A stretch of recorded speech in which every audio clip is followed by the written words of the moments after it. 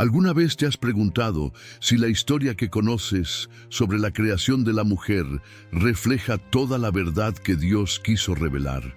Y si te dijera que, escondida entre antiguos manuscritos, se oculta una figura silenciada, borrada de la memoria colectiva, cuyo nombre ha sido susurrado con temor por sabios y místicos durante generaciones. Su nombre es Lilith, y su sola mención despierta ecos de misterio, controversia y espiritualidad profunda. Deja tu comentario y cuéntanos, ¿crees que hubo otra mujer antes de Eva? ¿Alguna vez has sentido que había algo más en el relato del Génesis que no nos contaron? Hoy vamos a sumergirnos en un viaje espiritual a través de los secretos del Edén, explorando las escrituras, los textos hebreos antiguos, las voces de los rabinos y las sombras que se proyectan más allá del relato conocido, porque tal vez, solo tal vez, Eva no fue la primera. Y si eso fuera cierto, lo cambiaría todo. En el primer capítulo del Génesis leemos que Dios creó al ser humano a su imagen, varón y hembra los creó. Génesis 1:27. No se menciona aquí ninguna costilla, ningún sueño profundo, ni una secuencia de eventos. Solo una creación simultánea, igualitaria, completa. Pero en el capítulo 2 se detalla otra versión. Dios forma a Adán del polvo de la tierra, y luego, al ver que no era bueno que el hombre estuviera solo, crea a la mujer de una costilla suya. Dos relatos diferentes. Dos formas de ver el origen del ser humano. Durante siglos, teólogos y estudiosos han debatido si se trata de una repetición estilística, una profundización narrativa, o si hay algo más escondido entre las líneas, algo que apunta a una figura olvidada, a una mujer anterior, a Lilith. Lilith no aparece en el texto masorético del Génesis, pero sí emerge en el Talmud, el Midrash y otros escritos místicos judíos.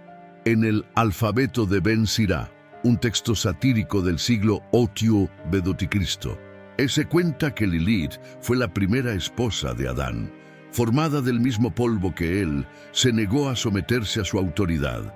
Cuando Adán quiso dominarla, Lilith pronunció el nombre inefable de Dios, el Tetragramatón, y huyó del Edén, volando hacia el Mar Rojo. Allí, según la leyenda, se unió con demonios y dio a luz a espíritus malignos. Pero esta no es solo una historia de rebeldía o castigo, es también una historia de identidad, de igualdad, de libre albedrío. ¿Podría esta figura representar una parte del diseño divino que fue ocultada? ¿Una expresión olvidada de la imagen femenina de Dios? En hebreo, el nombre Lilith, aparece una única vez en la Biblia, en Isaías 34:14, en un contexto oscuro y profético. Las fieras del desierto se encontrarán con las hienas, y el demonio peludo gritará a su compañero. La lechuza, Lilith, también reposará allí y hallará para sí lugar de descanso. Esta mención ha sido traducida de múltiples maneras. Lechuza nocturna, espectro, demonio femenino. Pero en el original hebreo, la palabra es Lilith, un ser real, un símbolo, una sombra proyectada desde los días del Edén. El hecho de que su nombre esté incrustado en la profecía sugiere una presencia espiritual más profunda de lo que imaginamos. Algo o alguien que representa el caos, lo oculto, lo femenino, silenciado. Las tradiciones cabalísticas y los textos del Zohar refuerzan la idea de que Lilith encarna una dualidad espiritual. En algunos escritos se la presenta como una fuerza seductora, enemiga de los niños y de la familia, pero en otros como una figura exiliada, incomprendida, incluso protectora. La pregunta permanece: ¿fue Lilith una figura demonizada por rebelarse a la estructura patriarcal del Edén? ¿O fue una entidad espiritual que encarnaba aspectos del alma humana que aún no entendemos? San Jerónimo, en sus comentarios, evitó deliberadamente el nombre. Orígenes de Alejandría, por su parte, hablaba de seres celestiales caídos que vagaban por la tierra, y algunos han relacionado estos conceptos con la figura de Lilith. ¿Estaría ella entre esos seres?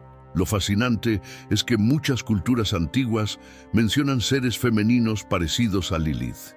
En las tradiciones mesopotámicas encontramos a Lilu y Lilitu, espíritus del viento nocturno asociados con la sexualidad, la fertilidad y la muerte. La figura de la diosa Inanna Ishtar también tiene aspectos semejantes. Todo esto nos lleva a preguntarnos: ¿es Lilith un eco cultural de una figura arquetípica que trascendió las fronteras del tiempo y las religiones? Una verdad espiritual velada por siglos de interpretación teológica. Pero, ¿qué nos revela esto espiritualmente?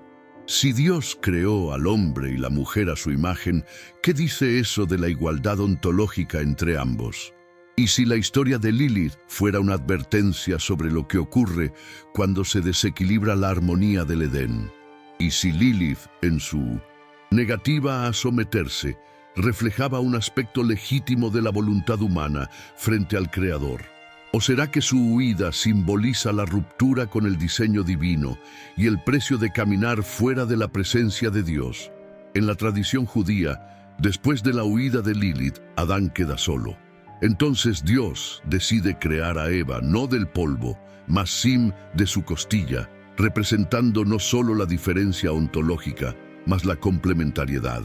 Eva no vuela, Eva no huye, Eva permanece.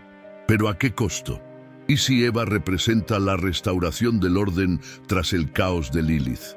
¿Y si ambas, juntas, encarnan dos aspectos de la misma alma femenina? El deseo de libertad y la necesidad de comunión. En el plano espiritual, la figura de Lilith nos confronta con los extremos de la humanidad: la luz y la sombra, el amor y la rebeldía, el deseo y la sumisión. Nos obliga a mirar más allá del texto superficial y preguntarnos: ¿qué quiso Dios realmente mostrar al permitir que esta historia sobreviviera en la tradición? ¿Será que Lilith no fue un accidente, sino un espejo, un reflejo de lo que podemos ser sin dirección divina, o una advertencia de lo que se pierde cuando se rompe el vínculo con el Creador? Pero también hay otro camino de reflexión. ¿Y si Lilith fue una figura real, no en carne y hueso como la imaginamos, sino espiritual, una entidad, una inteligencia que existió antes de que el mundo fuera formado tal como lo conocemos? Algunos cabalistas aseguran que Lilith es una de las cáscaras o clipot del árbol de la vida, es decir, una dimensión que existe como consecuencia de la separación del alma de su propósito divino. En este sentido, Lilith no es una mujer física, sino una energía espiritual que representa la desarmonía, la independencia que se revela sin cobertura, el conocimiento fuera de la sabiduría. Al profundizar en el Talmud, encontramos menciones indirectas que algunos estudiosos vinculan con la idea de Lilith. Se mencionan espíritus nocturnos, mujeres demoníacas, sueños perturbadores enviados por entidades femeninas. Es como si la tradición judía hubiese dejado migajas dispersas, guiños sutiles a una historia más grande que solo puede ser comprendida por aquellos que buscan entre líneas, que se atreven a leer con el alma. ¿Y tú? ¿Te atreves a mirar más allá de lo escrito? ¿A preguntarte si la figura de Lilith fue eliminada por conveniencia doctrinal o silenciada por representar algo que la humanidad aún no está preparada para abrazar? Y si Lilith no es una amenaza, sino una advertencia, entonces, si Lilith representa una advertencia espiritual, ¿de qué nos está advirtiendo realmente? ¿Del orgullo, del rechazo al orden divino, o quizá de lo que sucede cuando se desconectan la identidad y el propósito? La huida de Lilith no es solo un movimiento geográfico hacia el Mar Rojo, como sugiere el Midrash. Es un movimiento existencial.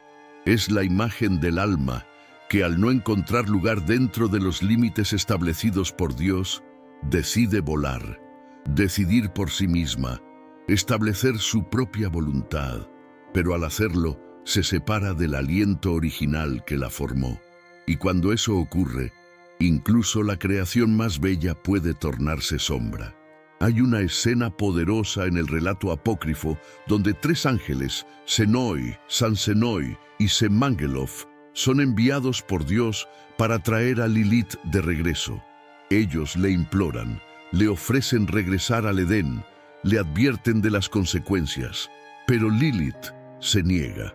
El precio de su libertad es el dolor, y a partir de ese momento, según la tradición, ella promete vengarse descendiendo sobre los hijos de Eva. No como castigo directo, sino como reflejo de la división entre lo que fue y lo que pudo haber sido.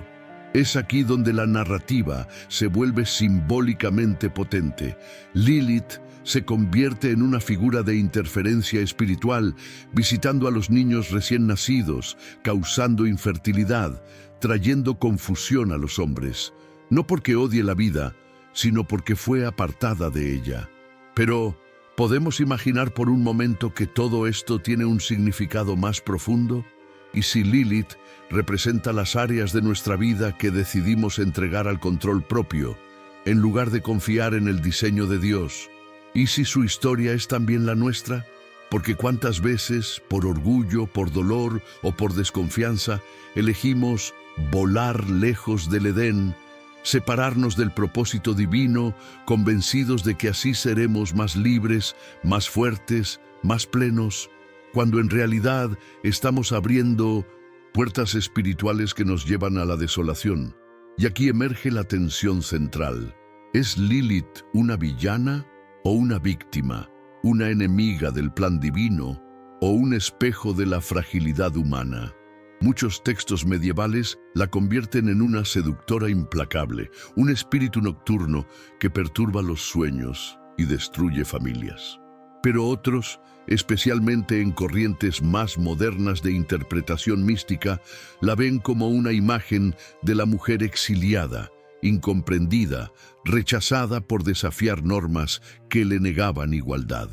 Un símbolo del alma que aún clama por redención. ¿Es posible entonces que Lilith no necesite ser temida, sino comprendida? En la espiritualidad hebraica más profunda, el Edén no era solo un jardín, sino un estado del alma. Comunión perfecta con Dios, armonía entre lo masculino y lo femenino, unidad de propósito. Cuando Lilith se separa, rompe esa unidad y el caos entra. La enseñanza aquí no es solo histórica ni teológica, es profundamente personal. ¿Qué ocurre en nuestras propias vidas cuando rompemos la armonía espiritual? Cuando huimos del diseño de Dios para buscar nuestra propia voz, nuestra independencia absoluta. Lo más sorprendente es que en la tradición cabalística, toda alma tiene un aspecto masculino y femenino en su interior. Adán, antes de que Eva fuese formada, era andrógino, según ciertos escritos rabínicos.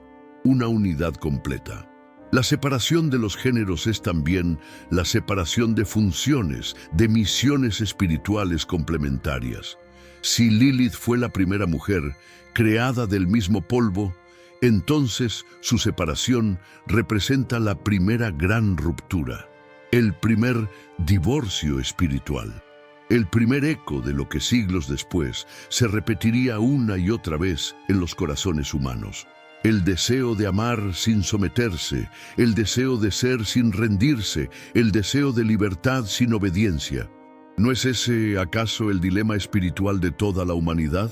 Hay quienes creen que la historia de Lilith fue suprimida no porque fuera herética, sino porque era peligrosa. Obligaba al lector a enfrentar zonas oscuras de la identidad, especialmente femenina, que el mundo religioso aún no sabía cómo integrar. Lilith incomoda, Lilith no obedece, Lilith habla. Y eso, en un mundo de silencio espiritual forzado, puede parecer subversivo. Pero ¿y si su voz también era parte del coro original de la creación? ¿Y si Dios permitió que su historia sobreviviera en las sombras para que, en los últimos tiempos, quienes tengan oídos para oír, puedan encontrar en ella un llamado al equilibrio perdido. Incluso en la iconografía antigua, Lilith aparece a veces con alas, como un ser alado que representa tanto lo angelical como lo caído. Esa dualidad es clave, porque todo lo creado por Dios tiene un propósito, y cuando ese propósito se desvirtúa, se convierte en su propia caricatura. Tal vez Lilith no fue un demonio en esencia, sino una criatura gloriosa que se convirtió en oscuridad al separarse de la luz. Y en ese sentido, su historia se conecta profundamente con la de Lucifer, el ángel que se rebeló por orgullo y cayó del cielo. Ambos nombres, Lilith y Lucifer, han sido cargados de significados oscuros. Pero ¿y si ambos fueran espejos rotos de un propósito celestial desviado? Es aquí donde el corazón del espectador debe despertar, porque más allá del debate histórico, más allá de los textos ocultos o las tradiciones místicas, hay una enseñanza urgente. Cuando el alma abandona su diseño, se pierde, y en esa pérdida se transforma. La historia de Lilith, entonces, no es solo una leyenda del pasado. Es una advertencia profética, un llamado a regresar, un clamor desde el exilio. Porque toda alma que se aleja de Dios se convierte en sombra, pero toda sombra aún puede ser alcanzada por la luz. ¿Y si Lilith aún espera? ¿Y si su grito en la noche no es de venganza, sino de dolor? ¿Y si representa a millones de almas que, por no sentirse escuchadas, decidieron volar lejos del Edén y ahora claman por redención? Esta no es solo una historia sobre la creación, es una historia sobre caída, separación y la posibilidad de retorno. Es la historia que se repite cada vez que uno de nosotros decide rebelarse contra el propósito divino, buscando una verdad fuera del Creador. ¿Y tú, que has escuchado hasta aquí, has sentido alguna vez que te alejaste del Edén, que hubo un momento en que elegiste tu camino sin consultar a Dios y luego, como Lilith, te encontraste rodeado de desierto espiritual? ¿Qué parte de tu vida representa ese vuelo nocturno? ¿Y qué parte de ti aún desea volver? Entonces, quizá la pregunta no sea si Lilith realmente existió como figura histórica, sino qué representa para nosotros hoy. Un mito peligroso, una figura espiritual real o un espejo que refleja nuestras propias rebeliones y anhelos. Lo cierto es que su historia, aunque envuelta en misterio, nos desafía a mirar más allá de la letra y escuchar lo que el Espíritu quiere revelar. ¿Qué opinas sobre este misterio? Queremos saber tu reflexión. Suscríbete, comparte este video y deja tu comentario. ¿Crees que Lilith existió? ¿Y qué nos enseña su historia sobre la búsqueda de nuestro verdadero propósito?